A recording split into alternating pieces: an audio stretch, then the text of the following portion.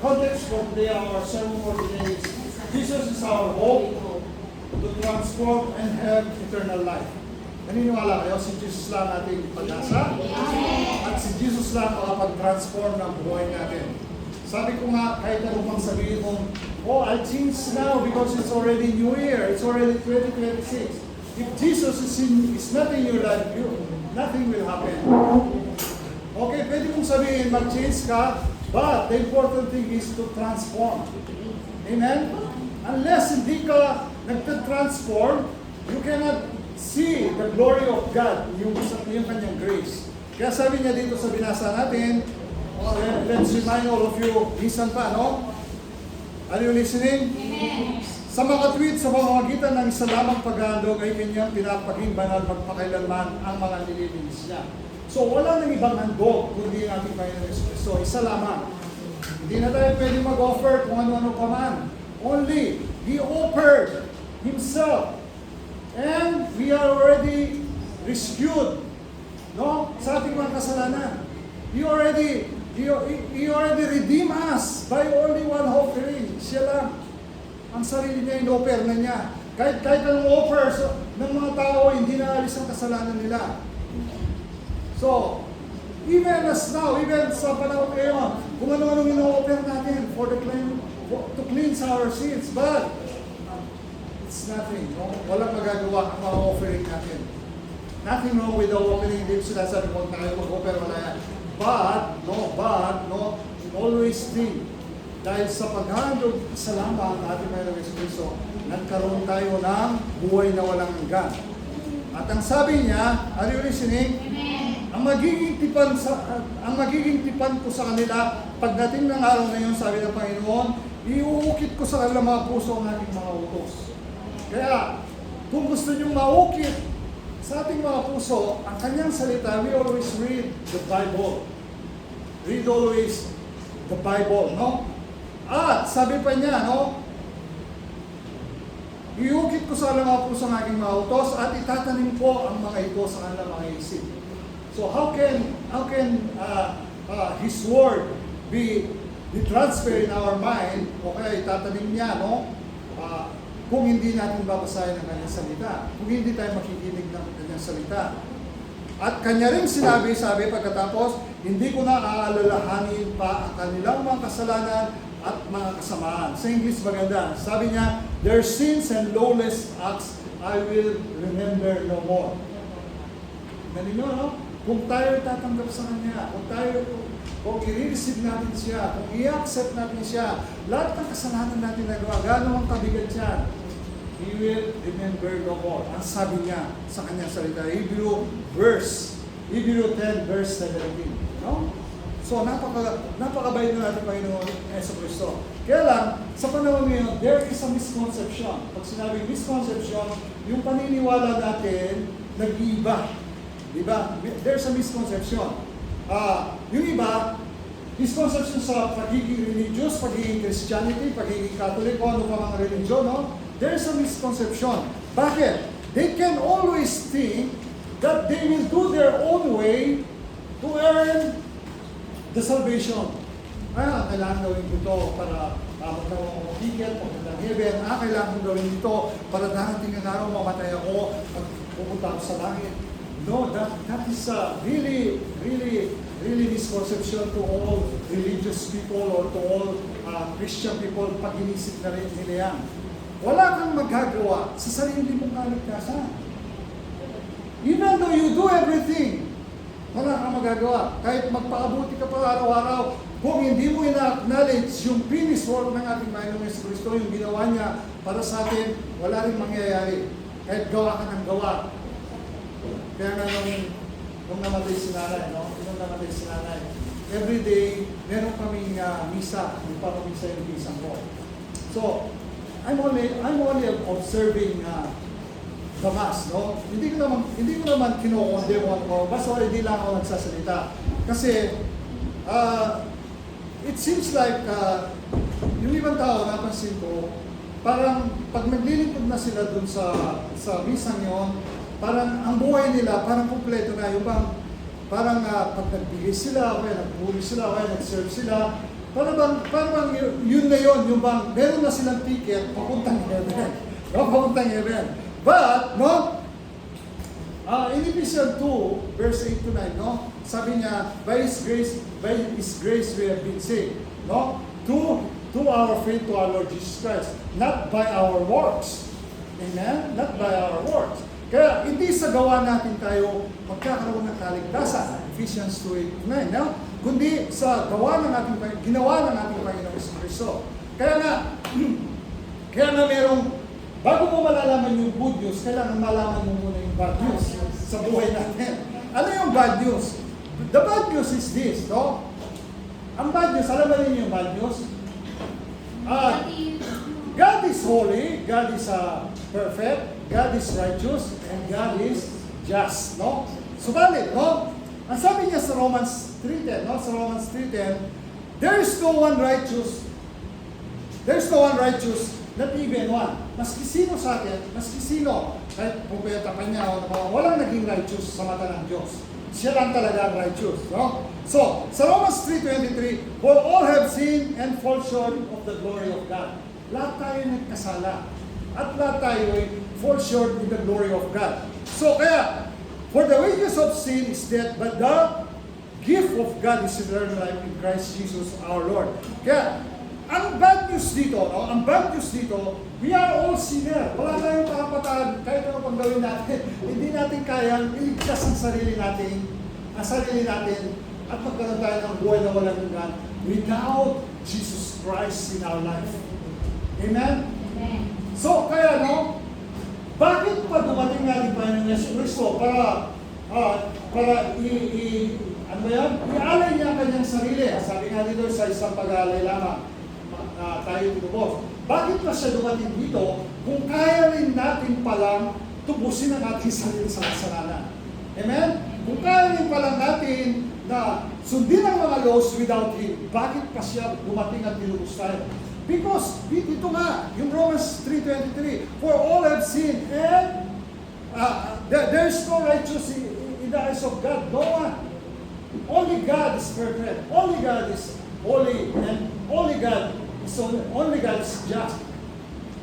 Kaya dumating natin pa ng Kristo. Yung mga laws, they are always reminding us how sinful we are. Yung mga laws, how sinful we are. But we cannot save ourselves for any sins that we have. Only our Lord Jesus Christ. Kaya dumating siya dito.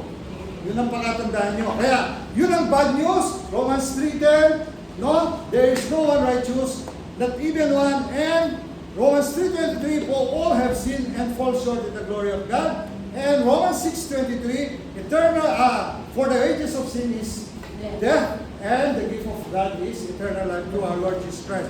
Ang good news, sabi sa Bible, Christ died for our sins and He lived again after 3 days. No? And He is already sitting in the right hand of our God the Father. So, ang good news doon, dumating natin Panginoong Yesu Cristo at sinave tayo. Yun ang makatandaan natin. By our own, we cannot save ourselves. Kahit anong paggawin mo, paglilingkod sa araw-araw, sa buhay natin, hindi natin kayang salba ang ating sarili. Are you listening? Amen. So, ito pang kabutihan ng Diyos sa John 1 verse 12. Yet to all who receive. Sabihin niyo, yet to all who receive. Ang tumanggap sa Kanya, no? To those who believe in His name, He gave the right to become children of God. John 1:12. So, lahat pala na tumanggap sa ating Panginoong Yesu Cristo, lahat pala na naniwala sa Kanya, we have the right to become the children of God. Napakasalanan natin, tapos magiging tayo ng Diyos, ng kataas-taas ang Diyos na hindi man siya perfect, siya holy, siya just. Tapos bigla tayong magiging anak, napakasama natin sa buhay natin. So that's the goodness of God. He is holy forever. By His goodness, no? Sa Kanyang kabutihan tayo naligtas. Kaya mga kapatid ko sa Panginoon, no? Lagi natin isipin, without Jesus Christ in our life, kahit paano gawin natin, wala tayong kaligtasan. Jesus is only our hope to transform and have eternal life. So kaya kung wala si Kristo sa buhay natin, kahit ano pang gawin natin sa buhay natin, walang mangyayari. Walang mangyayari. May papatutuwa ako sa inyo. Gusto nyo? Makamit mo man ang lahat ng bagay dito sa mundo kung wala sa si Kristo, wala kang magagawa. Merong isang vlogger, o yung mga vloggerista rito, yung mga vlogger dito na gusto ng vlogger. May isang vlogger, ang pangalan niya, mamaya ako magsasabihin pagkatapos ko siya kinuwento. Ang pangalan niya, mamaya ako magsasabihin, no? Siya ay, I'm not sure if 18 million followers or 8 million followers. He's receiving a lot of money. He's buying a lot of cars. Lahat ng kamag-anak niya, binibigyan niya ng trabaho sa kanya at binibili niya ng mga sasakyan. Subalit, one day, nagkaroon siya ng depression. Nasa kanya na lahat, tumatanggap siya lahat ng pera, nabibili niya lahat ng kanyang mga gusto bilhin, mga sapatos, mga kotse, mga damit. Kumakain sila sa iba-ibang restaurant na mamahalin. At sikat siyang vlogger. Parang kung titignan mo siya, kung magpatawa siya, parang talagang masaya sa buhay niya. Alam niyo, no, ang saya pala sa buhay. Diba, may pera ka. Okay, masaya ka. Subalit, no, ang peace pala, hindi nakukuha sa mga material na bagay. Ang kaluluwa mo ay nalulungkot. Ikaw, habang yung physical na appearance mo, masaya. Alam niyo ang depressed? Ang depression ng tao, ang depressive, ibig sabihin, no? Yung iniisip mo yung mga nakaraang nangyari sa'yo, hindi mawala sa isip mo. Ang stress, yung iniisip mo, yung darating na hindi pa nangyayari sa buhay mo, iniisip mo na, sinasabi mo, ano kayang mangyayari kung hindi ako makapag-asawa? Ano kayang mangyayari kung wala akong trabaho dito sa Hong Kong? Ano kayang mangyayari sa mga anak ko kung hindi na ako nagtatrabaho? Hindi pa nangyayari sa buhay mo, that's stress. Iniisip mo na. And anxiety, kung anong nangyayari sa ngayon. Anxiety. Halimbawa, ano kaya lulutuwang ko sa amo ko samantalang nandito ka, nakikinig ako ng salita ng Diyos. Ano kaya gagawin ko bukas Monday? Saan kaya ako mamamalengke? Ano kaya mamamalengke? That's anxiety, you know? Ay, yung anak ko, mag-aaral na bukas. June na pala, first day. Ano kaya mabibigay mong bawang, ganyan. So, kaya ang depression, no? Ang depression, iniisip mo yung mga nangyaring, hindi mo makakalimutan balik sa'yo. Yung masasama nangyayari. Ang stress, iniisip mo kung ano yung darating na mangyayari sa'yo na hindi pa man dumarating. At ang anxiety, ito yung mga nangyayari sa ngayon na hindi ka makalaya-laya. So, lahat na ito, depressed, stress, anxiety. Pag wala si Kristo sa'yo, hindi ka magkakaroon ng peace of mind. You always aburido. Alam niyo yung salita ng aburido? Lagi kang aburido sa buhay mo. Sabihin mo sa kanyang katabi, sister, huwag kang maging aburido. Sister, huwag kang maging aburido. Alisin mo yung depressed. Alisin mo yung depressed. Yung stress. At anxiety sa buhay mo. Anxiety sa buhay mo. Magtiwala ka kay Jesus. Amen. Ano sabi? Amen. So, yun lang. Trust in the Lord, our Lord Isa lang Jesus naman ang Christ. makastress sa tao, yung pera eh. Simula dumating sa Hong Kong. Kaya nga sinasabi ko, yung vlogger na sinasabi ko sa kanya, nasa kanya na lahat ang pera. Sobrahan na. Nabibili na niya lahat. Subalit, ba't pa siya na-depress? Ba't pa siya na-stress? Ba't nagkaroon pa siya ng anxiety? Because without God, kahit nasa iyo na lahat, without Jesus Christ in your life, kahit nasa iyo na lahat, kunwari, masaya ka physical, kunwari, masaya ka present, pero yung kaluluwa mo umiiyak, wala ka pa rin kapanatagan. Wala ka pa rin peace of mind sa loob-loob. Yung kaluluwa mo nagdurusa. Kahit sabihin mong masaya ka sa harap ng camera, kahit sabihin mong nagpapatawa ka sa harap ng camera, kahit sabihin mong umiiga ka sa mga pera, kahit sabihin mong nabibili mo lahat ng gusto mo. Subalit, ang kaluluwa mo naman nagdurusa. Dahil wala sa iyo si Kristo. Amen? Nothing wrong with the money. Nothing wrong with the material things. Huwag ninyo isipin na si Brother Rico, masama daw magkaroon ng pera. No, I'm not saying that. I'm saying nothing wrong with the money if you blessed by the Lord. Nothing wrong with the material things. But ang sinasabi ko sa inyo, huwag mong ipalit si Kristo sa mga pera. Kung meron ka mang pera na marami, mga material na bagay na marami, just thanks God. sabihin mo sa Kanya galing yan. Hindi sa'yo galing yan. Amen. Whatever you have, small or big, it's from the Lord. Amen. Kaya niya alisin yan, kahit billions pa. In a seconds, kaya niya alisin. Tulad doon, si Sir David, tignan mo, inalis niya. Ang dami niyang pero nung na-hospital siya, hindi na niya alam kung ano nangyayari sa buhay niya. Where's the money? Where's the material things? Amen? Pero kahit meron pa niyan, hindi ko sinasabing masama yung mga pera o material na things. Kung lagi mo pa rin pinasasalamatan ng Diyos, kung lagi ka pa rin nagtitiwala sa Kanya, kung lagi mo pa rin siya tinatawag sa buhay mo, nothing will happen to you about things. Always good things. Maganda nga, meron kang pera, meron kang kayamanan, pinasasalamatan ng Diyos. Kumpleto ka na. Mas daragdagan pa ni Lord kung anong meron ka. Amen? So kaya huwag tayong mainggit. Sabi sa Bible, huwag tayong mainggit sa mga taong umase, so wala naman Diyos na ganito. Subalit, pag tinira siya ng Diyos na wala siya Diyos, naku, hindi na niya alam kung magkano yung hawak niya, kung sino yung kaharap niya, kung anong nangyayari sa buhay niya, hindi na siya makatayo. Gusto ba natin mangyari yun, even though we have a lot of money? No. Kaya nga sabi ko kanina sa prayer ko, tumatanda na tayo lahat. Ako nga, minsan, ang dami ko na nararamdaman, subalit, nagtataka ako, no?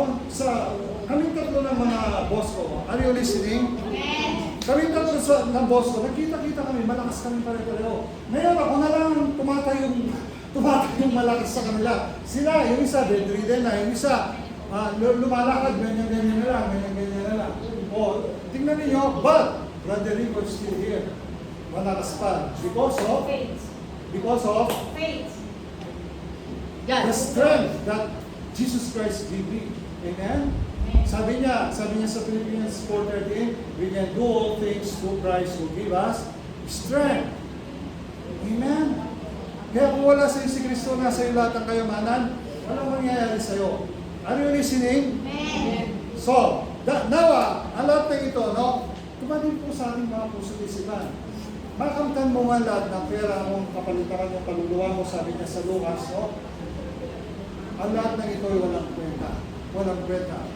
Pero kung nasa kay Kristo ka, lahat ng bagay na hilingin mo, hindi man marami, hindi ka man karamihan ng kayamanan, subalit, by the guidance and protection of the Holy Spirit, nandiyan siya, lagi kang malakas.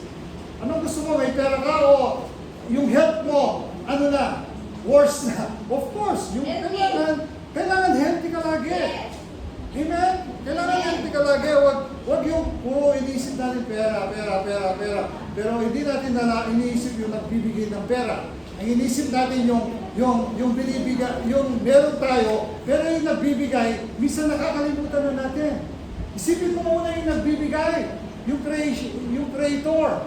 Huwag yung creation niya, yung mga nilalang niya. Isipin mo yung creator. Pag inisip mo yung creator, sabi nga sa Matthew 6:33, seek ye first the kingdom of God, and all these things shall be added to you. Diba? Amen. So, kaya kailangan, lagi po tayong natututo sa salita ng Diyos. Without God, without Jesus Christ, we are nothing. Sabi niya sa John 15, kung kayo hiwalay sa akin, wala kayong magagawa. John 15 verse 5, o something like that. Kung kayo hiwalay sa akin, sabi natin tayo ng Kristo, you can do nothing. Amen? Thank you, sir. Kaya wala kayong magagawa kung hiwalay tayo sa ating Panginoon Kristo. Lagi po natin isipin yan. Bakit ka nandiyan sa sitwasyon mo ngayon? Nahihirapan. Hindi ko sinasabi kung sino sa inyo. Hindi ko alam kung sino nahihirapan sa inyo. Bakit lagi kang nandiyan nahihirapan? Because you are thinking first the material things, not the giver. Think first the giver. Then, He will bless you a lot. Pero kung tinitingnan mo muna kung anong magagawa mo para magkaroon ka ng pera, hindi mo tinitignan kung sino nagbibigay, mas tinitignan mo kung anong magagawa mo, paano ka magkaroon ng pera o material. So how? Without Him.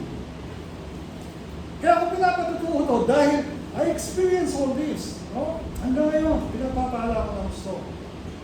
Nung buhay pa yung mga magulang ko, hanggang sa mamatay sila, nakita ko kung gaano ako pinagpala ng Lord. Amen? Amen. So palakpakan po natin ating Diyos sa buhay. So ngayon, no? Jesus our only hope to transform and only hope to transform and have eternal life, no? Sabi niya dito, no? Dahil siya hope natin at He will transform our life, He understand you deeply. Sabihin mo sa iyong katabi, Jesus understand you deeply. Jesus understand you deeply. So Jesus sees beyond your words, He understand your heart. So kung ano man ang sinasabi mo, behind, maski magsabi ka pa ng ano pa ang kataas-taas ang gusto mong makamit, but He understand your heart. Halimbawa, gusto mo magkaroon ng maraming pera. Bakit? Yung puso mo ba kung magkaroon ka ng pera, dudulog pa rin sa Kanya? Halimbawa, sabi mo, Lord, gusto ko kung magkaroon ng maraming pera para yung mga anak ko, mag-aaral ko, ganyan ito.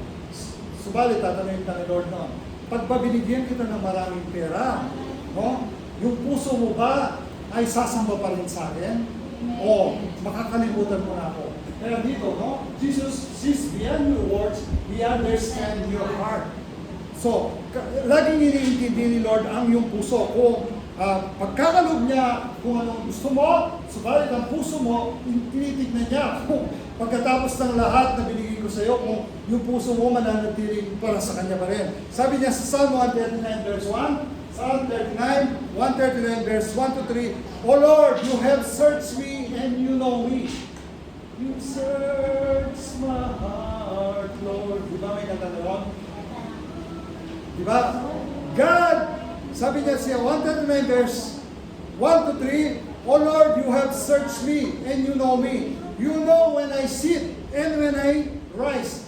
Sabi niya dito, no? Are you listening? Amen. You perceive my thoughts from afar.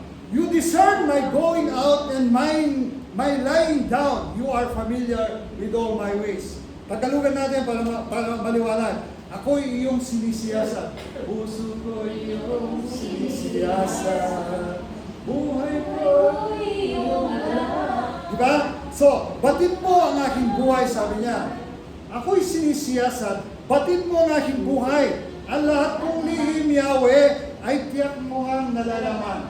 Amen? So, ang lahat ng gawain ko sa iyo ay hindi lingid o kahit ikaw ay malayo, batid mo ang aking isip. Ako yung nakikita, gumagawa man o hindi man, ang lahat ng gawain ko ay pawang iyong nalalaman. So it means to say, wala po tayong may tatago, Amen. no, sa ating buhay. Lahat ng lihim natin, batid ng ating Panginoon, lahat ng inisip natin ng puso natin. Kaya nag-iisip ka pa lang kung paano magkaroon ng pera. Alam na ng Diyos yan. Amen. Kung anong kalihim-lihiman mo sa iyong puso, sa iyong isip, hindi nalilingid sa iyo yan, sa Kanya yan. Kaya kung ako sa iyo, no, instead na mag-isip ka ng lihim, o mag-isip ka ng kung anong pagkakuwatan na lihim, idulog mo sa Kanya. Amen. Lord, ito, 139, gawin mong prayer. Oh Lord, you have searched me and you know me. You know when I sit and when I rise. Alam niya kung paano, kahit nakaupo ka dyan, kahit tatayo ka, alam ng Lord yan. So, kaya, kung ako sa'yo, gawin mong panalangin to, instead na mag-isip ng kung ano-ano, Lord, batid mo ang aking buhay, sinisiyasat mo ang aking puso, ang lahat kong lihim, Yahweh, alam mo. So, ang lahat ng gawain ko ay sa iyo hindi nalilingid. So ikaw na kung bahala kung anong kailangan ko. Amen? Para ka nakikipag-usap sa tao. Ikaw na kung bahala, Lord, kung anong kailangan ko. Dahil wala naman pala akong may tatago sa iyo eh. Alam mo naman pala yung isip ko eh. Alam mo naman pala yung dapat ang kailangan ko eh. So ano pang kailangan kong isipin? Mag-isip ka lang, paano ko kaya napapayaron ko, mga anak ko, nahirap ako, yung sweldo ko, ganito lang. Bakit ka nag-iisip na ganyan? Ang nagbibigay ba sa buhay mo, may limit ba? Wala, unlimited siya kung magbigay. Bakit iniisip mong may limit? Ang isip mo may limit. Ang iniisip ng bawat isa sa atin, may limitasyon tayo. Subalit, yung nagbibigay sa atin, walang limit. Kaya kung ano man yung bumabagabag sa ating puso at isipan, basahin mo ito once, Psalm 139 verse 1 to 3. Siyang nakakalam kung ano yung kailangan mo. Siyang nakakalam kung anong problema mo, yung isip mo, yung puso mo. Kahit malayo ka ka sa Kanya, alam niya kung anong kailangan mo. Kesa sa, may ma-depress ka na dyan, may stress ka na dyan, magkakaroon ka na ng anxiety sa buhay mo, sa kaisip, subalit isa lang palang solusyon. Ito lang palang solusyon. Psalm 139:1-3. Oh, Lord, ikaw pa lang nangalan ng lihim ko sa buhay. So, sa ito na po pinagkakatiwala na, that's it. Pero kung sasabihin mo yun, kailangan buong puso kang magtitiwala sa Kanya. Hindi ka nagagawa. Kasi yung iba, ano ba, 80% nagtitiwala sila sa Diyos. Pero yung 10%, sa kanilang buhay pa rin sila nagtitiwala. No, God, He wants to surrender our whole life to Him. 100% nagtiwala ka sa Kanya. Pag niliis mo yung 10%, ibig sabihin, meron ka pa rin pagtitiwala at doubt sa iyong sarili. Doubt kay Lord. Kasi, yung 10% na yun, akala mo, kaya mo pa rin solve ang problema mo. Hindi pa rin. Si Lord pa rin ang makakasolve. Kaya, no, sabi niya, He understand you deeply. Kaya, sabi niya sa Matthew 10:30, and even the very hairs of your head are all numbered. Maging ang buhok ninyong bilang na lahat, no? Maging ang buhok ninyo'y bilang na lahat. Kahit ang buhok-buhokan mo, alam ng Diyos. Yung pa kaya problema mo dinadala ngayon na hindi alam ng Diyos. So, He understands you deeply. So, basahin niyo yan. Psalm 139, verse 1-3. Yan ang solusyon. Hindi yung magkakaroon ka na depress sa kaisip at saka stress at saka anxiety. Ayaw naman ni Lord John. Gusto niya, bigay mo na sa Kanya instead na magkaroon na ng ano. Amen? Number 2, He accepts you completely just as you are. Sabihin mo sa iyong katabi, Sister, Jesus accepts you who you are. Ano mang itsura mo? Ano mang ginawa mo? Accept ka pa rin ni Jesus. Amen? So, hindi siya kumikiling. Kung sino ka man, accept ka ni Jesus. Kahit gano'n makabigat ang iyong kasalanan. Jesus accept you as you are, but never leaves you as you are. But never leaves you as you are. Ina-accept ka niya as you are, but hindi ka niya pababayaan as you are. Basta lumapit ka sa Kanya. Amen? Ganun siya mabuti.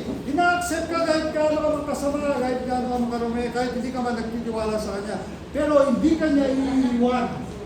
Hindi ka niya iiwan as you are. He will not leave you or forsake you as you are.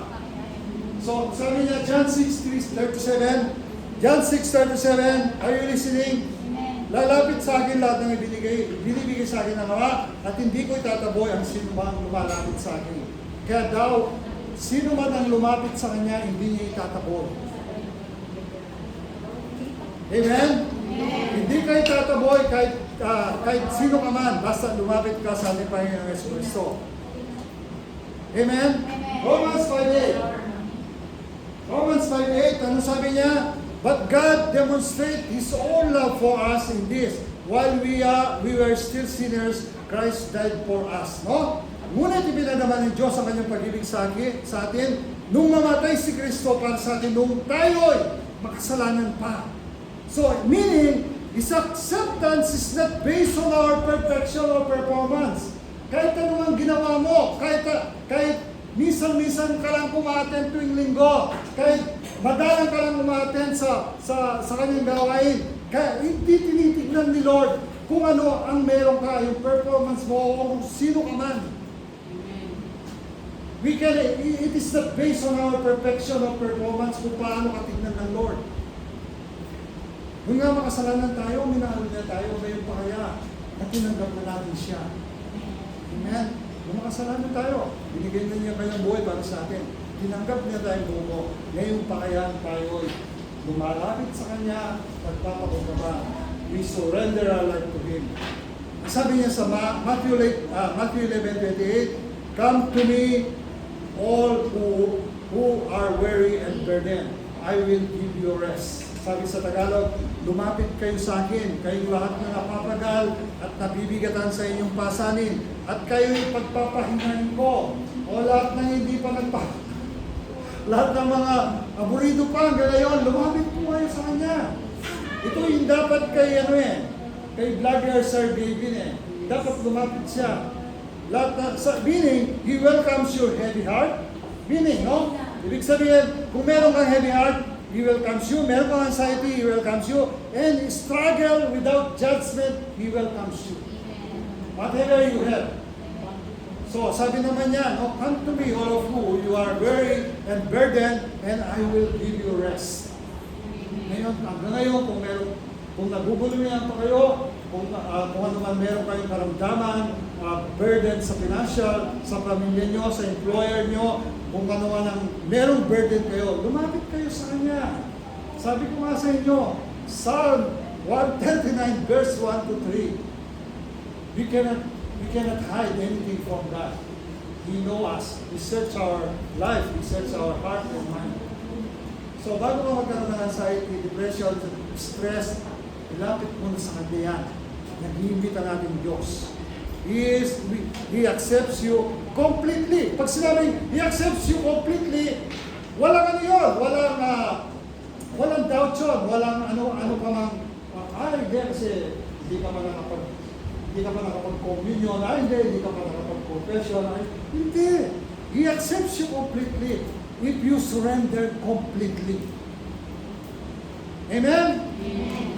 Amen? Amen. So, number 3, He transform your thinking. Sabihin mo sa iyong katabi, He transform your thinking. Transform your thinking. So, Jesus changes the way you think. And your life starts to change. So, kung ang buhay mo hanggang ngayon, ganyan pa rin. Ang pag-iisip mo hanggang ngayon, ganyan pa rin. Only Jesus can change you. Thinking. Nobody. Even sabihin mo, magbago na yung isip ko, ganito. So, sa Romans 12 verse 2, do not conform any longer to the pattern of this world, but transform by renewing of your mind. Sabi niya, then you will be able to test and approve what's God's will. What's God's will is good, pleasing, and perfect will. Amen? Kaya huwag na kayong umayon sa takbo ng mundong ito. Mag-iba na kayo at magbago ng isip upang mamatid ninyo ang kalooban ng Diyos kung ano ang mabuti na kalulugod sa Kanya at talagang ganap. Huwag kang mag-isabay sa agos ng mundong ito. Kasi yung iba, alam niyo, marami sa atin sa Pilipinas, sumasabay sila. Paano sila sumasabay sa agos ng mundo? Ba't yan? Noon, class ko lang yan, kapitbahay ko lang yan. Wala silang kapera-pera. Pero ngayon, dahil nag-vlogger siya, ang dami na ng pera. Paano mo kaya magagawa yung mga gano'n? So, you compare now yourself to him because gusto mo rin umayon sa agos ng mundo. That's not good. That's not good. Dahil gusto mo umayon sa agos ng mundo, you compare yourself to others. So, comparing ourselves to others is not good to God. Amen? Dahil lahat tayo, kung gusto tayong pagpalain, equally ang tingin niya sa atin. Walang mataas, walang mababa. He equally bless us kung lalapit tayo at sumusunod sa Kanya. Kaya maraming mga taong napapahamak dahil because of sa agos ng mundo ito at sa kanilang pag-iisip, hindi sila nag-iisip na ang Diyos lang ang pwedeng mag-iba ng isip sa iyo upang kung paano kanya i-bless.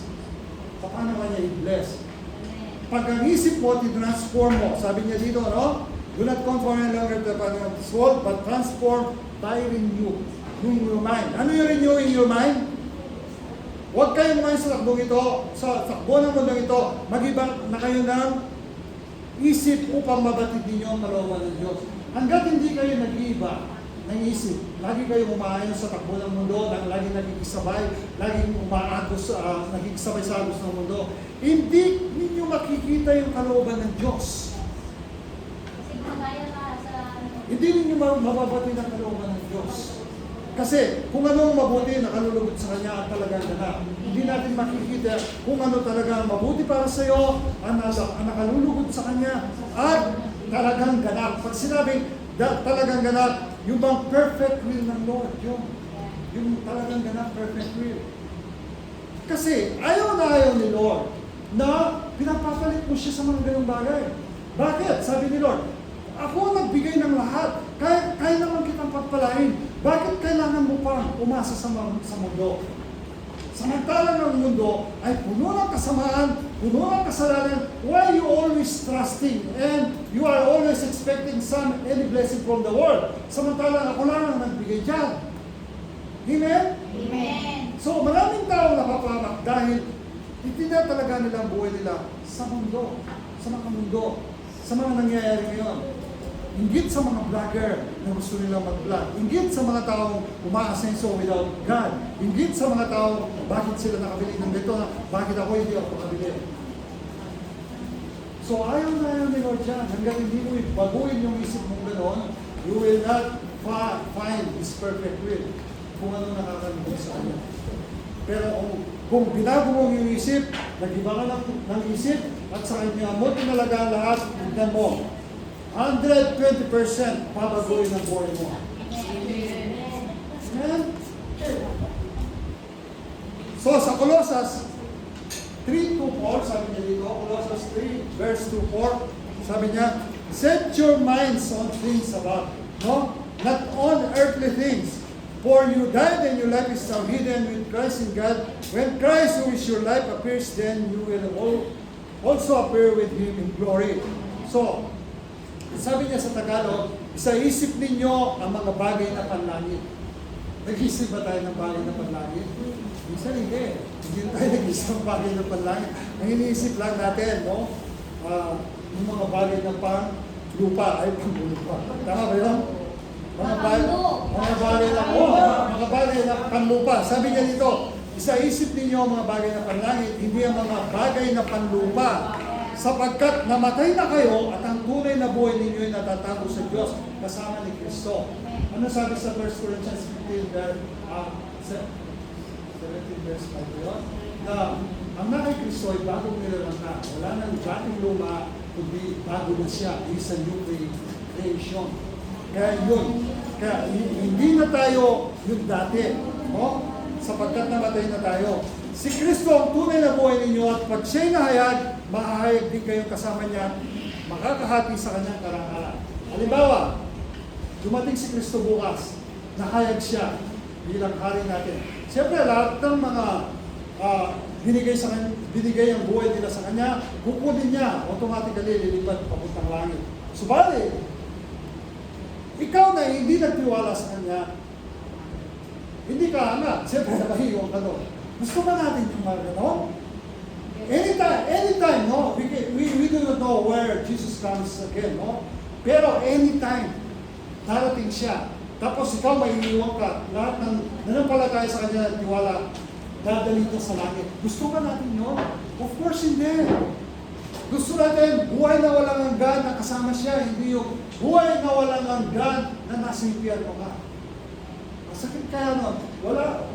Kahit ano pa sigaw mo, Lord Jesus Christ, Lord, Lord, patawarin mo ako, nagsisisin ako. Wala na, it's too late na. Kaya nga sabi, yung mga tao sa mundo, millions chance they have, but they don't repent. Million chance they have, but they don't repent. The people in hell, even a single seconds, they don't have a chance. Hello? Kaya dapat, habang nandito tayo, isipin natin yun na marami tayong chance para magbago. Hello? Hi! So, number 4. Dalawa na lang. Lapit na tayo. Number 4. He gives purpose to your pain. Sabihin mo sa iyong katabi. He gives purpose to your pain. Jesus uses your pain for a purpose. Not to hurt you, but to heal you. Kaya kung dumaranas ka ng pain ngayon, no? May purpose si Lord dyan. May purpose si Lord dyan. He gives purpose to your pain. Tapos sasabihin ko, yung pain ko ba, nung nabubuhay si nanay ko, nagkaroon ng purpose? Hello? Kayo ba nung nabubuhay yung mga magulang nyo? Tapos namatay, masakit ba? Masakit, di ba? Subalit, yung pain na yon, may purpose ba si Lord doon? He gives purpose to your pain.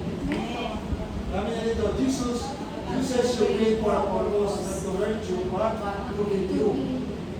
Bakit? Ano ibig sabihin nun? Jesus uses your pain for a purpose, not to hurt you, but to heal you. Ako ba pwede kong sabihin, o nay, pagod na po ako sa kakapadala ng pera sa inyo. Alam naman ninyo na buong buhay ko binigay ko sa inyo. Hindi minsan hindi ko pinray yun, no? Even though, ito sasabihin ko sa inyo, even though you're not telling the Lord that you are already in pain, you are already tired, no? You are already tired. Sabi nga sa Psalm 139 verse 1 to 3, He knows everything in you, your heart, your mind. Kung napapagod ka lang niya, kahit hindi ka magsalita. Kung nasasaktan ka lang niya. Dinalangin ko ba kay Lord, na Lord, kunin mo na po ang mama mo kasi 34 years na po ako nagtatrabaho sa abroad. Ang lahat po ng, hindi naman lahat, ang sinusweldo ko po sa kanya, binibigay ko ito. Kunin mo na po siya, limisan hindi ko pinray yun. Subalit, no? Subalit. Ang sinasabi ko sa inyo, kahit hindi mo sinasabi, kahit hindi mo inisip, alam ng Lord ang buong katawan mo. Alam ng Lord ang puso mo. Alam niya kung may butuan na isang dyan. Alam niya kung yung heart mo malinis. Alam niya kung heart mo nasasaktan. Alam niya kung meron kang burden na dapat nang alisin. Kahit hindi mo pinipray yan, alam ng Lord yan. So, kaya, nung dumating yung time na last na yakap ko sa nanay ko, umuwi ko dito sa Hong Kong, no? Naisabi ko, pag-pray kita, palagi ko, sabi ko, itayin mo ko, sabi ko, babalik ako, sabi ko. Tapos sabi niya, kailan ka babalik, bilisan mo, sabi niya. So, sabi ko, bilisan mo babalik. Tapos, niyakap ko na siya, pinag-ikis ko na siya, binaray ko na siya, in the name of Jesus, ano po ang will ninyo sa mother ko, sa ito lang po siya pinagkakatiwala, ang naluluwa ng heart. Parang nararamdaman ko na rin kung ano mangyayari. So, after that, bumalik na ako sa Hong Kong. After 3 days, Sister Grace tumawag, video ko. Sabi niya, sabi niya, ito si Ma, nag-struggle. Yung nahabol na niya yung ulit niya. For the last breath, kami pa rin ni Sister Grace ang nasa tabi niya. For her last breath. Nung na-video niya yung lumabas na yung kaluluwa niya, tapos tumirik na yung mata, na-video niya yung. Kaya sabi ko, no, yung prayer ko, nang last na magkita kami 3 days, wala naman sa Hong Kong. Tapos, yun, binidyo niya, yung last breath niya, nag-start. Tapos nung gawin siya, tapos sumigaw na yung pamangkin ni Sister Grace, yung may triplets na anak. Mami, sabi niya, si Lola, wala na! Sabi niya, no? Sumigaw na narinig ko sa video. Narinig ko, Lola! Talagang nandun sila, Sister Grace, nandun siya, hawak-hawak pa ni Sister Grace yung kamay niya. Tapos alam mo yung ginawa nung pamangkin ni Sister Grace, yung may tattoo triplet, binuka pa yung bibig. Binabublo pa. Sabi niya, wag!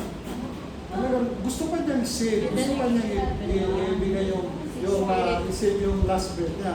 Subalit, no? Pag ginawa ka na ni Lord, wala ka nang magagawa. Kahit ano pang gawin mo. So tapos nung nagano na siya, nakadilat pa rin yung mata, si Sister Grace, ginanin niya. No? Tapos nagbukas ulit, no? Tapos minsan pa ginanin niya. Yung pangalawang gano'n niya, sumaka na. Tapos yung pamangkin niya na sumigaw na wala na si Lola, sabi niya, nakanganga kasi. Yung patay pala, pag lumabas yung kaluluwa, nakanganga at saka nakamulalit yung mata. Nakanganga siya gano'n. So, kumuha yung pamangkin niya ng panyo. Tinali niya rito. Para mag-close yung niya. So, yun nga, sabi ko, no? Yun nga, misa, no? Meron tayong kabigatan sa buhay natin. Meron tayong daladalang gusto na natin i-release. Kahit hindi natin sabihin yan kay Lord.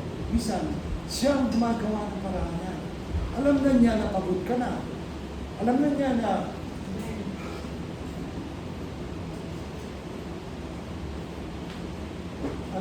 pain ka sa mga nangyayari mo. Subalit, minsan, hindi ka niya narinig na nagreklamo. Minsan hindi niya narinig sa'yo na, Lord, pagod na po ako.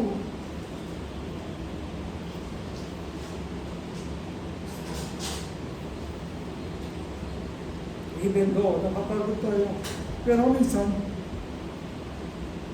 hindi natin kaya sabihin eh. Hindi natin pwedeng sabihin. Bakit hindi natin pwedeng sabihin? Dahil nagtitiwala tayo sa Kanya. Amen. Siya lang ang makakaib sa nagpagod tayo. Hindi mo pwedeng sabihin sa kapwa mo. Hindi mo pwedeng sabihin sa kapatid mo. Hindi mo pwedeng sabihin kanino pa man. Even though to your wife, hindi mo pwedeng sabihin. Because, kahit sa asawa mo, hindi mo pwedeng sabihin. Kahit pagod ka na. Dahil, pag gano'n ang nangyayari sa'yo, ayaw mong sabihin, hindi mo pwedeng sabihin. Ibig sabihin noon, nagtitiwala ka sa Lord. Ibig sabihin noon, sa Kanya mo na inihahatang ng lahat. Amen, Lord. Sa Kanya mo na binibigay ang lahat. Kaya, darating ang araw, magugulat ka na lang. Yung pinoproblema mo, yung kabigatan mo, yung pain mo, bigla na lang niyang aalisin. Even though you're not telling it, you're not telling to Him. Alam niya. Wala, sabi nga, sa 139 verse 1 to 3, we cannot hide anything from Him. Kung pagod ka na ngayon, kapatid ko, na hindi mo masabi-sabi, kung may pain ka ngayon, hindi mo masabi-sabi, hindi ka makalaya, God knows everything of it. Alam niya ang lahat ng ito. He gives purpose to your pain. Kaya hindi mo sinasabi yan dahil alam niya, no? Alam niya na sa pamamagitan ng pain na yan, lalo kang tumatata.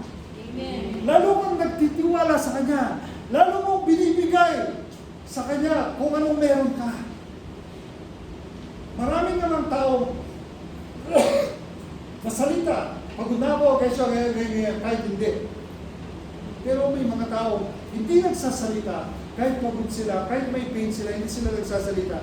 Dahil nagtitiwala sila sa Diyos. Maraming tao, salita na salita, pero hindi sila nagtitiwala sa Diyos. Kaya don't worry kapatid ko sa Panginoon.